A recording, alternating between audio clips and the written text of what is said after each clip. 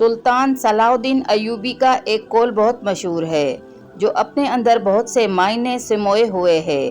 صلاح الدین ایوبی نے فرمایا تھا، میں یہ نہیں جانتا کہ اسلام اخلاق سے پھیلا ہے یا تلوار سے، مگر اسلام کی حفاظت کے لیے تلوار ضروری ہے۔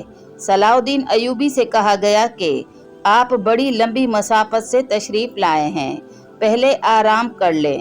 تو صلاح الدین ایوبی نے تاریخی الفاظ کہے، میرے سر پر جو دستار رکھ دی گئی ہے میں اس کے اہل نہیں تھا، اس دستار کا حق نبھانے کے خاطر میں نے اپنا آرام اور اپنی نیند کو ختم کر دیا۔ کیا آپ لوگ مجھے اس جگہ پر نہیں لے کر جا سکتے جہاں میرے فرائض میرا انتظار کر رہے ہیں، جہاں روٹی مزدور کی تنخواہ سے مہنگی ہو جائے، وہاں دو چیزیں سستی ہو جاتی ہیں، ایک عورت کی عزت اور دوسری مرد کی غیرت۔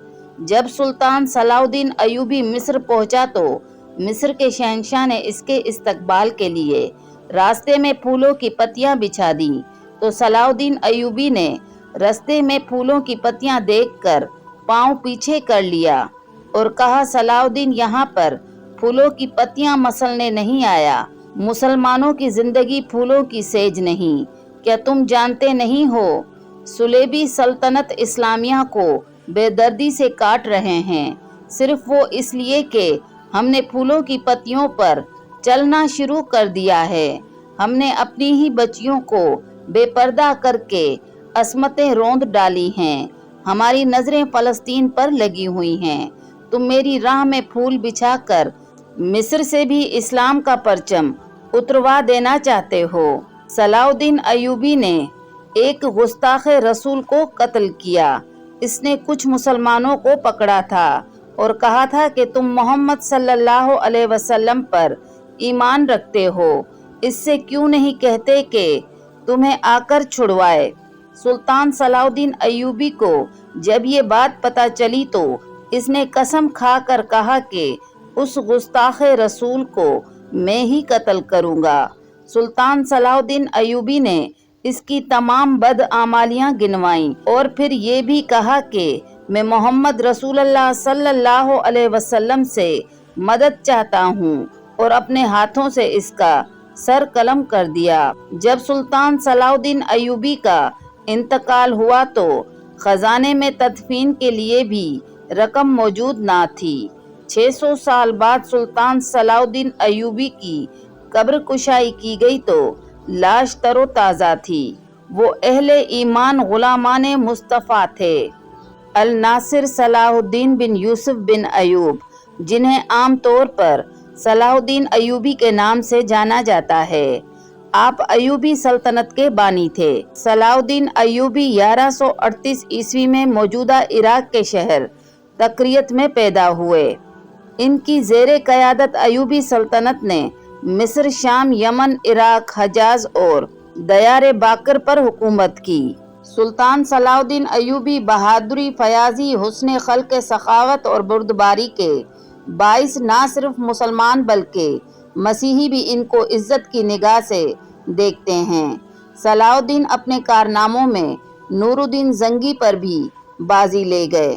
ان میں جہاد کا جذبہ کوٹ کوٹ کر بھرا ہوا تھا۔ صلاح الدین شروع میں نور الدین زنگی کی فوج میں تھے اور مصر کو فتح کرنے والی فوج کا حصہ تھے۔ مصر فتح ہونے کے بعد صلاح الدین کو 564 ہجری میں مصر کا حاکم مقرر کر دیا گیا۔ 569 ہجری میں انہوں نے یمن فتح کیا۔ نور الدین زنگی کے انتقال کے بعد سلطان صلاح الدین حکمرانی پر فائز ہوئے۔ مصر کے بعد سلطان صلاح الدین نے 1182 عیسوی تک شام، موصل اور حلب وغیرہ فتح کر کے اپنی سلطنت میں شامل کر لیے۔ 1187 عیسوی کو حطین کے مقام پر تاریخ کی خوفناک جنگ کا آغاز ہوا۔ اس جنگ کے نتیجے میں 30,000 عیسائی ہلاک ہو گئے اور اتنے ہی قیدی بنا لیے گئے۔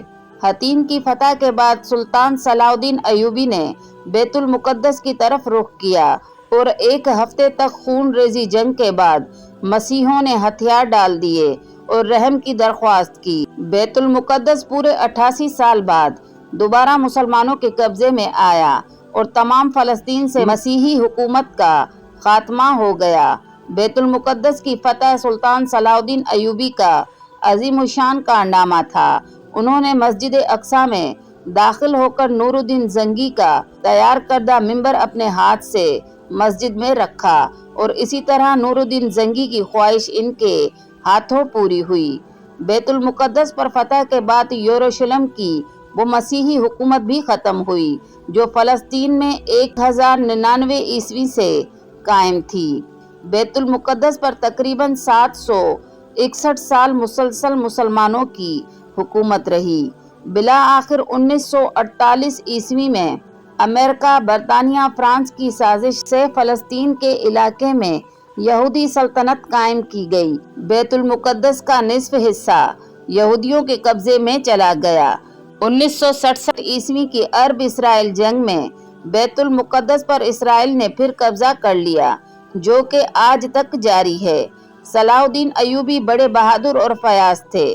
4 مارچ 1193 عیسوی صلاح الدین ایوبی انتقال کر گئے۔ انہیں شام کی موجودہ دارالحکومت دمشق کے ایک مسجد امیہ کے نواح میں سپرد خاک کیا گیا۔ صلاح الدین ایوبی نے کل 20 سال حکومت کی۔ موجودہ دور کے ایک انگریز مورخ نے صلاح الدین کی بڑی تعریف کی ہے اور لکھتا ہے کہ بادشاہوں اور ان میں ایک عجیب فرق تھا۔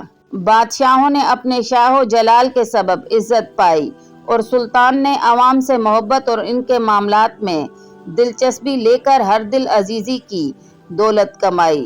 648 ہجری میں ایوبی خاندان کی حکومت ختم ہوئی اور ان کی جگہ ترکوں کی حکومت قائم ہوئی جو مملوک کہلاتی تھی۔